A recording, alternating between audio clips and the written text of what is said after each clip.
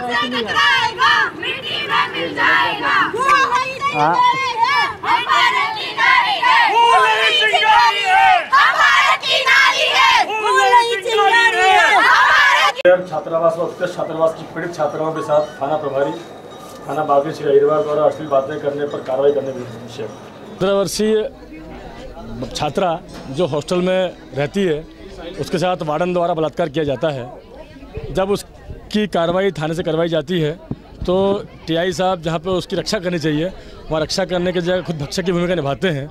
TI साहब उस छात्रा को प्रकरण दर्ज होने के बाद 164 बयान होने के बाद जो 164 के बयान के बाद मैं समझता नहीं कोई और बयान होते हैं उसके बाद फिर से बयान के लिए बुलाते हैं और लड़कियों से एक एक कर कमरे में बात करते हैं और अश्लील बातें करते हैं।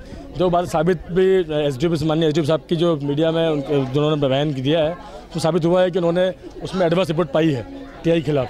बावजूद उसके जो है टीआई साहब अब उस बच्ची के परिजनों को धमकाने का प्रयास कर रहे हैं कि किसी तरीके से वो अपना केस वापस ले और पीछे हटे।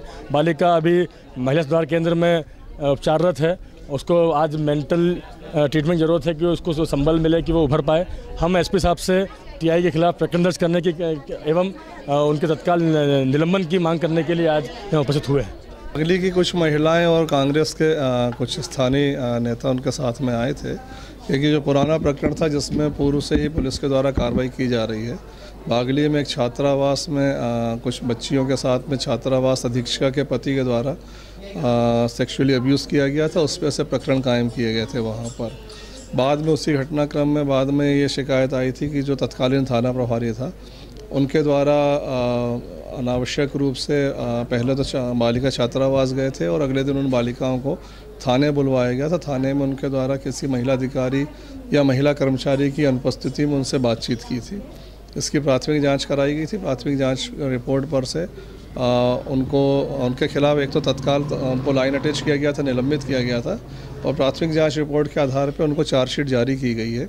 चार्जशीट का जवाब प्राप्त होने पर आगे कार्रवाई की जाएगी। और जो उक्त तीनों प्रकरण थे, जो गंभीर प्रकृति के तीनों प्रकरण थे, उनको हमारे द्वारा चिन्हित अपराध की श्रेणी में रखा गया है और न्यायालय से हम लोगों ने कोशिश की है कि उसकी शीघ्र ट्रायल हो जाए जिससे कि शीघ्र बच्चियों को न्याय मिल सके।